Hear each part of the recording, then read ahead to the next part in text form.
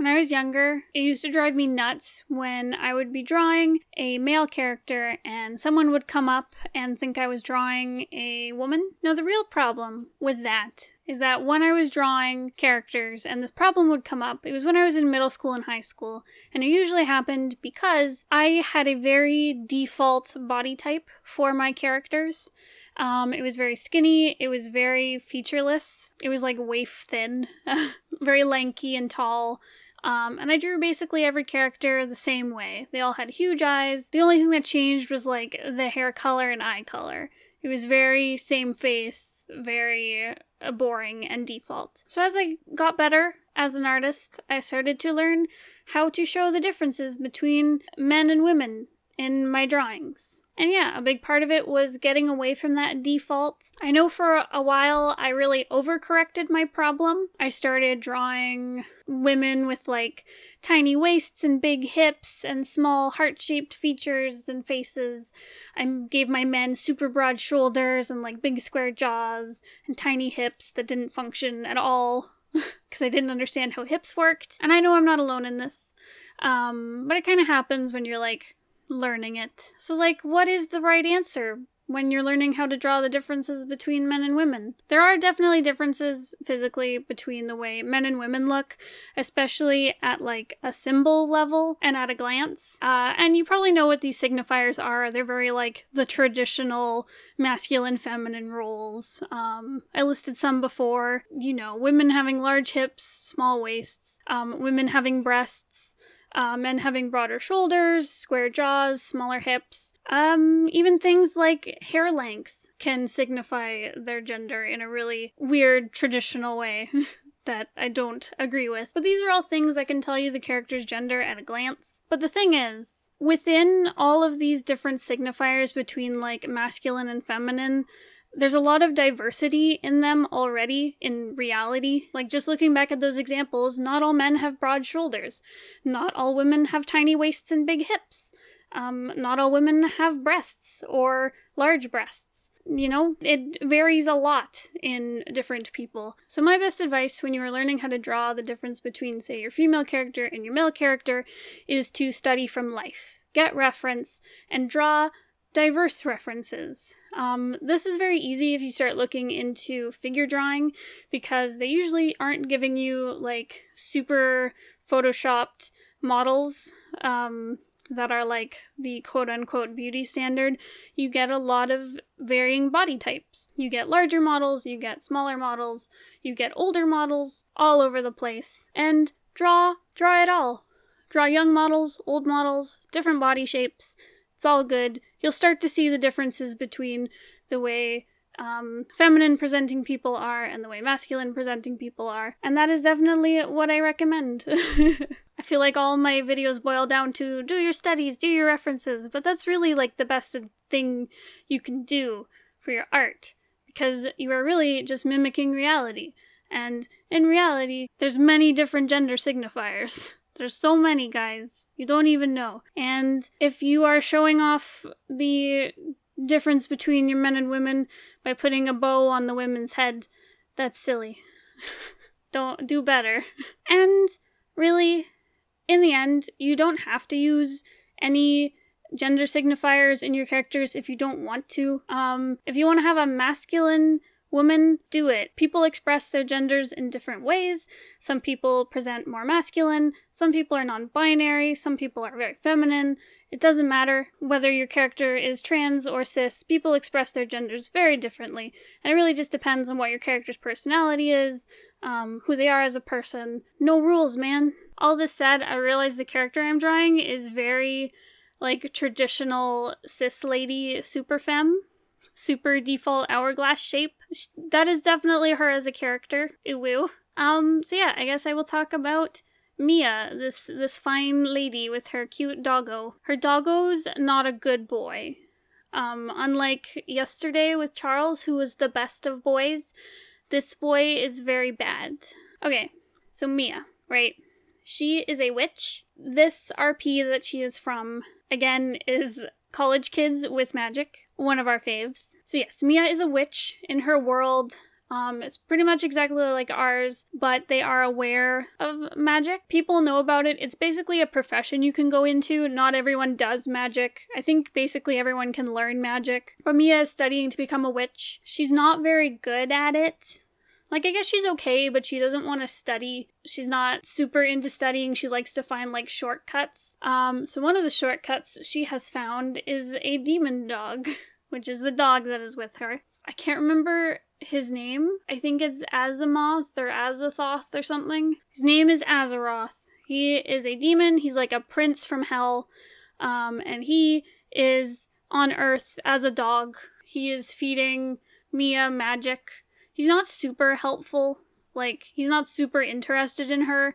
She's just kind of like the gateway in, I guess. And I think he kind of likes being a dog. So right, this demon dog. He is here on campus for a purpose.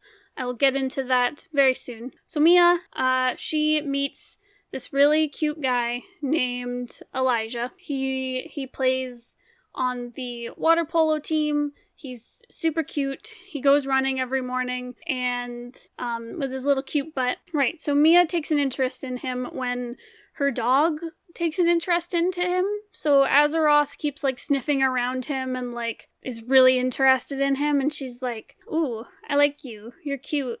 Date me." And he's like, "Goodbye." He's not interested. So what she soon discovers is that Elijah is very different during the day than he is at night. He has some kind of curse on him where in the day, he doesn't have emotions. He's very quiet. He doesn't emote at all.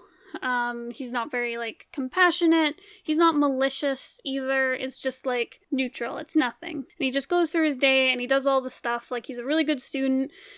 He works really hard for, like, the sports team he's on. He does all his training. And then, at night, as soon as night falls, he turns into Night Elijah, who has all his emotions. He's very suave. He's very cool. He's very confident. And basically, he goes to these, like, crazy fun parties all night, where he chats up all the ladies, hangs out with his friends, and everyone loves him. And basically, during the day, no one talks to him because he's really boring, and he can come across as rude because he's not very emotive. So people really hate him during the day, but they really like him at night when he's Night Elijah. And Mia kind of feels the same way. She doesn't like him during the day, but she likes partying with him at night. But she does like his friend Leo, who goes jogging with him every morning, and is also on the water polo team. So her and Leo start dating. He's a cutie. He's a little bit of a player. He's a big player, actually. He flirts with all the gals. But when Mia and him get together, she wants to, like, change him and make it permanent. I forget what deal they make, but she basically, like, convinces him to be her boyfriend for the summer. And so, like, as the summer's coming to a close, she's really upset. And it's not a very good relationship, because he wants to run off and smooch other ladies. And why, Leo? Why are you the worst? Don't do that. And yeah, basically, I don't think Mia is emotionally ready to date. She changes her appearance a lot as the story goes on, mostly to get Leo to still like her. She starts dressing a lot more like in revealing clothing to try and catch his interest, and she like changes her beauty look so she looks more like a model or something. And like Leo's worried about her. He's like, "Are you okay? Like, this doesn't seem healthy." And she's like, "No, it's fine. I'm beautiful now." And he's like, "You don't seem happy." And she's like, "I'm fine." But she's not happy, and it's like taking an emotional toll on her, the relationship. So yeah, not so good. So the girl that Leo is actually chasing, who isn't Mia, is Leah. I know. Not so good names. Too many similar names. But Leah, she is like the hottest girl on campus. She is like super gorgeous. She walks into a room, everyone wants to smooch her, men and women, and she is okay with all of this. She's very fabulous. Anyways, and she's kind of like the Regina George of college. She is mean and conniving, and she is like skating by, not doing any work, getting people to work for her. She keeps flirting with Leo and trying to steal him away from Mia. So Mia is kind of competing with Leah.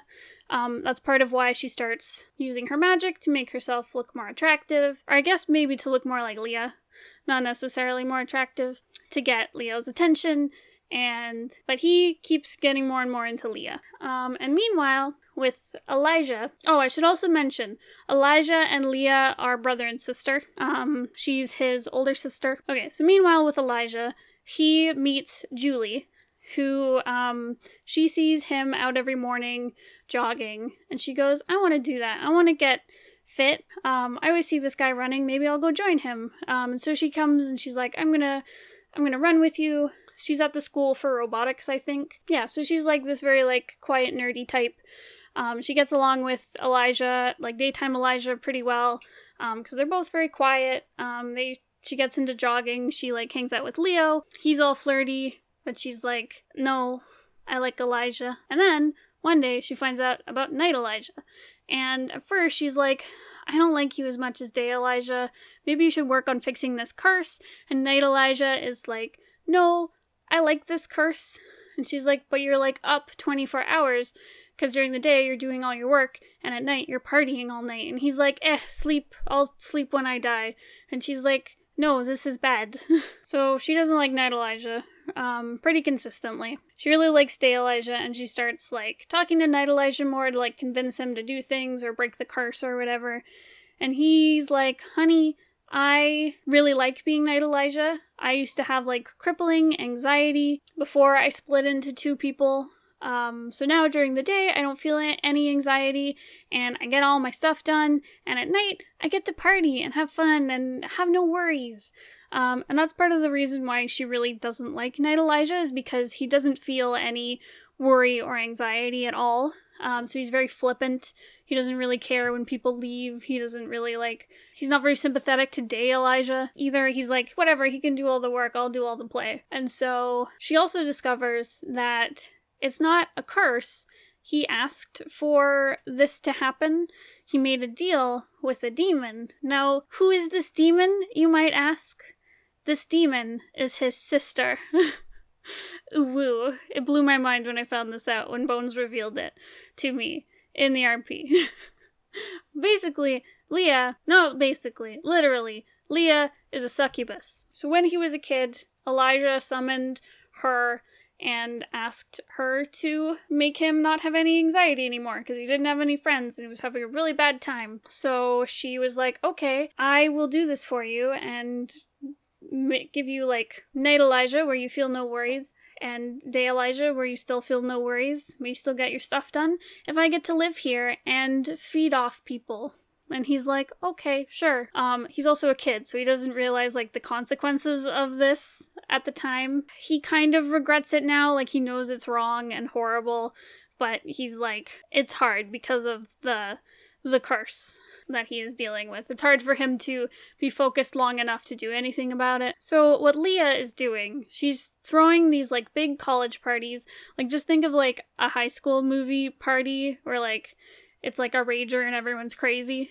She does it seasonally, so 4 times a year. She'll have this massive party where she chooses one girl to drain her beauty, and then she will choose someone else, a girl or a guy, doesn't matter, to eat their soul. So during the RP, the party she throws, the girl she picks to drain the beauty from is Rachel. She's like a side character. She's one of the pretty girls that's hanging out at all the parties with Elijah. So she gets chosen to have her beauty drained. So for the person for choosing, like, the person she's gonna eat the soul of, in order to choose them, she gets all the girls and guys that are into her and puts them into, like, a tournament at the big seasonal party.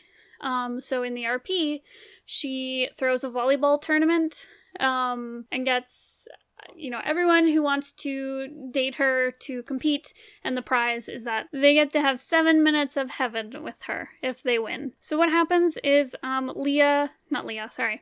Julie, the nerd girl, finds out about this, and she's like, Elijah, we have to stop this, and he's like, I don't think there's anything we can do. And she's like, no, I'm stopping this. This is horrible. So she competes in the tournament. She gets booted out pretty quickly. She's not good at volleyball. But the tournament boils down to Mia and Leo. So Mia's trying to win so that Leo doesn't get with Leah. And Leo is competing to get with Leah. So what happens is Leo wins. He's gonna run off to smooch Leah or whatever. And Julie pushes him aside and is like, I volunteer as tribute. And Leah's like, okay, sure. She doesn't care. She just wants a soul to eat. And Julie is definitely a thorn in her side because she's trying to expose her as a demon or get her sent back to the demon dimension. Rachel gets her beauty drained. That sucks. She's basically turned into like a hideous monster who like runs into the woods and everyone kind of like forgets about her. Like, they forget, like, she was ever their friend. They're like, oh, there's just this creature here. Gross. And meanwhile, Julie gets her soul eaten, which leaves her as this, like, empty shell of, like, a body that no one else can, like, see or talk to. They forget about her entirely from their lives. Like, at least they kind of remember Rachel, but they've just forgotten about Julie altogether. And she discovers that there is a group on campus of people like her who had their soul eaten by Leah. And they've all been living on campus in secret, just stealing things when they can, and hoping that one day they'll get their souls back and can join regular society again. So she's really bummed out, but she's determined to, like, go find people and get noticed and get herself out of this. So at one point, I think it's before she gets her soul eaten, but she meets this, like, coven of witches on campus that, like, works to, like, uncurse people and, like, undo magic spells and, like, protect the campus. So Julie is able to get in contact with them, and she's like, there's a demon on campus. And they're like, what? We need to stop this. So they're working against Leah. And meanwhile, Azeroth, the evil demon dog, he wants to eat Leah. He wants to gain her power so that he can return to the demon dimension and regain his throne, his princely throne. So yeah, Leah was like, someone please protect me from the evil demon dog. And everyone was like, no, you're horrible. Though Elijah is a little bit protective because he did grow up with her. And as far as I know, that is where we left the RP. We haven't touched it in a very long time. It's a very fun RP. They all are. So yeah, so that is Mia, my witchy girl. I love Mia. She is very sweet.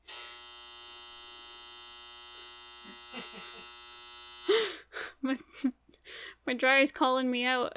Mia is very cute and sweet, and I feel bad for her, and I just want better things for her.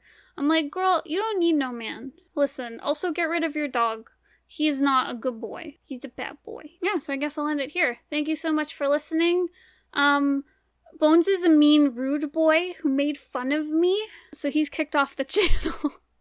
We're breaking up. Bones, I know you're editing this, but keep it in, because you're bad. You're like Azeroth. I don't want to do my CTAs now. I feel called out. I guess comment if you want to keep Bones on the channel. It will. He's coming over. What's he gonna say? The dryer's like, no. I love you guys. Goodbye.